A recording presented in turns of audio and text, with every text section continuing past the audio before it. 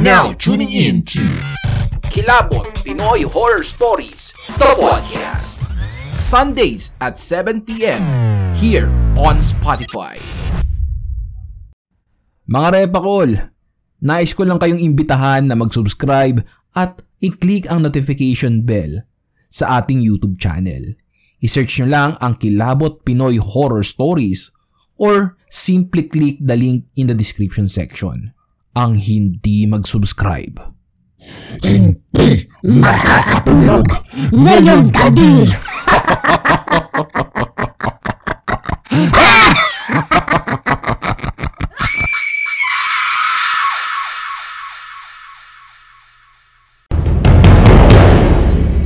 anong gagawin mo kung may abilidad ka makapanggamot? Anong gagawin mo kapag nakakakita ka ng mga kaluluwang humihingi ng tulong? At ano ang gagawin mo kung may abilidad ka para makatulong o makapanggamot sa ibang tao? Gusto mo bang maging ako?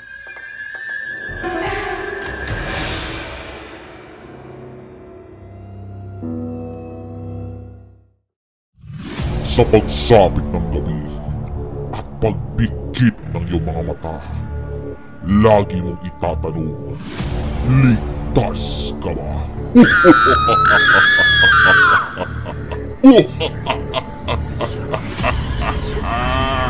Kilabot, the Pinoy Horror Stories.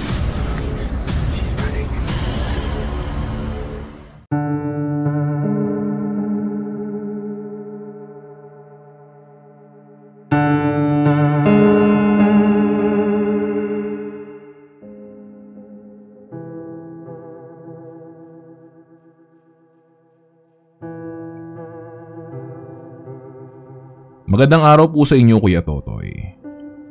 Itago niyo na lang po ako sa pangalang Amadeus. Narinig niyo na po ba yung tinatawag na twin spirit? Nagsimula lahat ng ito noong 7 years old ako. Noong binuksan ng lola ko ang aking third eye. Noong bata kasi ako, aminado akong makulit. And I'm always interested sa mga kababalaghan. Lagi rin ako nagpapakwento sa lola ko ng mga kwentong kababalaghan noong siya ay bata pa lamang. Isa ang lola ko sa mga kilalang manggagamot sa barangay namin noon. Naaalala ko pa nga yung araw-araw na sobrang dami ng tao sa bahay namin dahil marami talaga ang kumukonsulta at nagpapagamot sa lola ko. Hindi niya batid ang oras kung kailan siya matatapos. Ang mahalaga lang sa kanya ay matulungan at magamot ang mga taong umaasa sa kanya. Hindi rin nagpapabayad ang lola ko. Mga donasyon lang ang kanyang tinatanggap na bukal sa puso ng mga tao. Minsan ay tumatanggap rin siya ng mga pagkain, kagaya ng bigas at prutas. Naalala ko pa nga noon, ako yung kumakain ng mga pagkain na ibinibigay ng mga tao sa lola ko. Ang sarap kasi ng mga ito. May mga pinya, mansanas, grapes, at marami pang iba. 10 taong gulang ako noong mamatay si lola.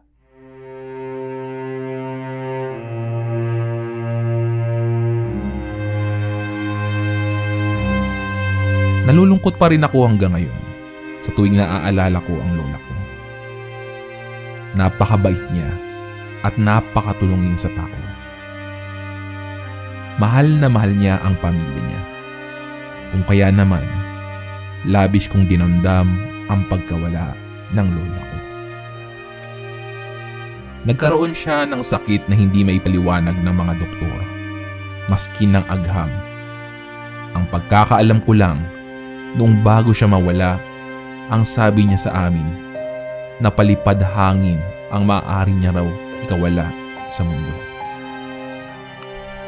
Dala ng aking kuryosidad, tinanong ko siya kung bakit hindi na lang niya gamutin yung sarili niya. Ang sabi niya sa akin, Apo, kaya kong manggamot ng ibang tao. Pero hindi ko kayang gamutin ang sarili ko. Iho, hindi ko na mapipigilan ang katandaan ko. Tanggapin na lang natin.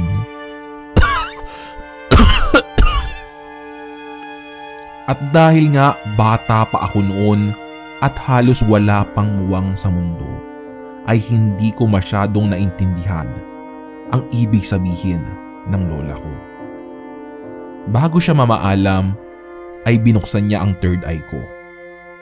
May potential daw kasi ako sa panggagamot sa hinaharap.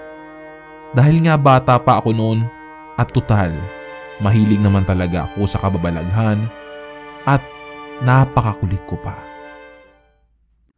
Sa una ay sobrang nakakatakot kasi may mga kaluluwa na lang na biglang magpapakita sa akin. Minsan pa nga, habang naliligo ako, ay may biglang lilitaw na kaluluwa sa harapan ko. May isang beses pa nga na naiwan ako mag-isa sa bahay dahil si nanay at si tatay ay bumisita sa namatay na kumpare ng tatay ko. Pasado 3:00 ng madaling araw, nagpunta ako sa banyo para maghilamos at sumunod sa nanay at tatay ko. Tutal, hindi ako makatulog noong araw na iyon. Habang ako'y naghihilamos at nakapikit ang aking mga mata, may bigla akong malamig na tinig na narinig.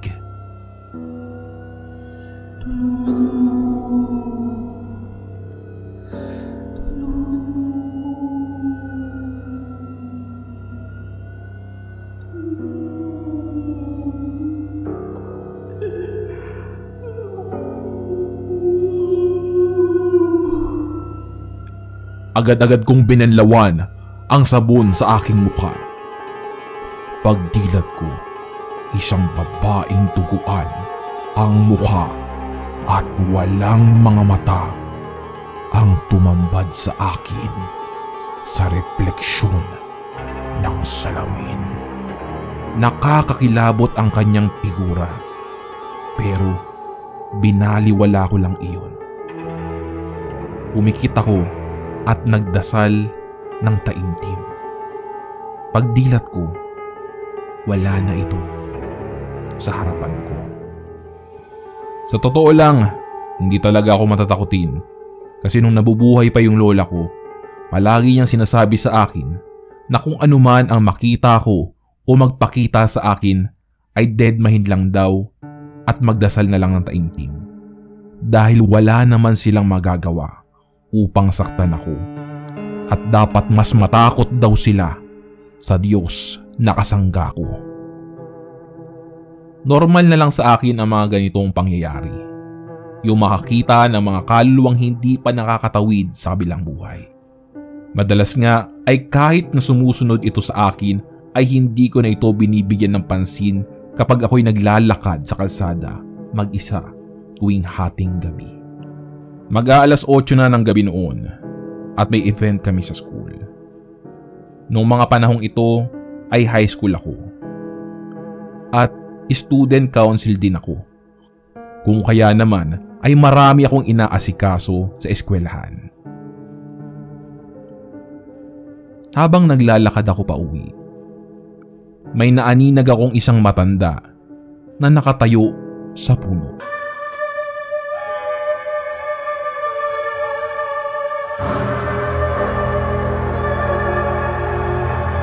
Kulot ang buhok nito at kuba. Ang kasuotan naman nito ay makaluma. Kung hindi ako nagkakamali, barot saya. Gaya ng aking ginagawa, pumikit ako at nagdasal ng taimtim. Noong kinagabihan rin na iyon, ay nakaramdam ako ng kakaiba. Halos kalahating oras akong sumusuka walang tigil, tuloy-tuloy. Naalala ko ang sabi sa akin ng aking lola, na pagkatapos kong makita ang isang kaluluwa at ako'y nagsusuka, ang ibig sabihin daw nito ay gusto nitong sumapi sa akin. Maraming beses na akong nakita ng kaluluwa. Pero ito ang kauna-unahang nangyari sa akin ito. March 26, 2013. Ito yung isa sa mga kaarawan ko na talagang hindi ko malilimutan. Dahil ito yung araw na una akong nakaramdam ng sanib sa katawan. Kaya sinabi ko ito agad sa aking mga magulang. At kaagaran naman nila akong dinala sa healer dahil alam naman nila na hindi ito magagamot ng kahit na sinong doktor. Unang kita pa nga lang sa akin ng healer ay sinabi na agad niya sa amin na may kasama kaming espiritu. Nakasani daw ito sa akin, ngunit hindi naman dapat kami mabahala o mangamba dahil guide spirit daw ito o tinatawag na twin spirit. Kadalasan, ang mga twin spirit daw ay sumasapi kapag may pinagdadaanan o may karamdaman ng isang tao. Hindi daw ito mapanakit at masama. Bagkus ay magiging gabay ko sa aking buhay. Ang twin spirit daw ang magliligtas sa akin kapag may nakaambang panganib. Dito ko natuklasan ang aking gift na mayroon ako dahil sa card reading na ginawa sa akin ng healer. Sa una ay mahirap talagang kontrolin kung mayroon kang ganitong klaseng abilidad dahil madalas itong sasanib sa una hanggang sa makayanan mo ng kontrolin ito. Sa mga may twin spirit, nakikita namin at nakakausap namin ito. Dumarating sila kapag may nagkakasakit na miyembro sa pamilya para gamutin o di kaya'y may nakaambang panganib. Sila yung magbibigay ng babala sa mga nakaambang panganib o sakuna. Kadalasan, kapag may espiritu ng yumao ang gustong kumausap sa taong may ganitong abilidad, sila yung nagiging daan para makapasok sa katawan ng may tanang at makausap ito ng mga mahal nila sa buhay. Sa madaling sabi, ang mga taong may katulad kong abilidad ay hindi lang psychic abilities ang kaya. Kaya rin namin ang manggamot o kumonekta sa mga taong yumao na. Bilang healer, nagsimula itong kakayahan ko noong may pinamana sa aking dasal at usal ang lola ko. Ito ay nakasulat sa isang maliit na libro at inilalagay ko ito sa tubig sa tuwing ako ay maliligo. Habang aking inuusal ang mga orasyon na nakapaloob dito. Paulit-ulit ko itong ginagawa sa loob ng 7 Martes at 7 Biyernes. Hanggang sa makabisado ko ang nilalaman ng librong ito. Makalipas ang ilang araw at mga buwan, nagsisimula ako ng maramdaman ang nararamdaman ng ibang tao. Nararamdaman ko kaagad kapag may sakit sila o pinagdadaanan. Weird. But you will feel as how they feel physically and emotionally. Kasabay nun ay umiinit ang pakiramdam ko pero malamig ang mga paa at palad ko. May pakiramdam din na parang lumalaki ang ulo ko. Kinikilabutan ako at bumibilis ang pintig ng puso ko. Noong una ay mahirap para sa akin labanan at kontrolin lahat ng mga iyon. Pero sa katagalan, natutunan ko rin kung paano ito kontrolin. May something in my intuition na nagsasabing gamutin ko yung mga taong may karamdaman. Pero sobrang busy ko pa this time at napakabata ko pa para mag-focus sa panggagamot. Magaan sa pakiramdam na makatulong sa ibang tao. Dahil kahit papaano ay gumagaan ang kanilang mga pakiramdam. Pero sa kabilang banda ay iniisip ko kung regalo ba ito ng Diyos o sumpa sa buhay ko. Kung kayo ang tatanungin, gusto nyo ba magkaroon ng abilidad ng katulad ko? Inyong napakinggan ang tampok nating kwentong katatakutan ngayong araw dito sa Kilabot Pinoy Horror Stories. Kung ikaw mismo ay mayroong nakakapanindig balahibong kwento, maaari mo yang ipadala sa aming Facebook page. I-search lang ang Kilabot Pinoy Horror Stories. O pwede rin sa pamamagitan ng email sa kilabotstories2021@gmail.com. Huwag mo na rin kalimutan i-click ang follow button at notification bell sa Spotify para updated ka sa mga bagong episodes. Mag-subscribe na rin kayo sa ating YouTube channel. I-search lang ang Kuya Totoy Kilabot dahil doon tayo madalas na nag-upload ng ating mga stories. Hanggang sa susunod na kwentuhan, mga repakol! Paalam! Mga repakol! Nakaplano na ba ang inyong mga holidays at long weekend this 2024?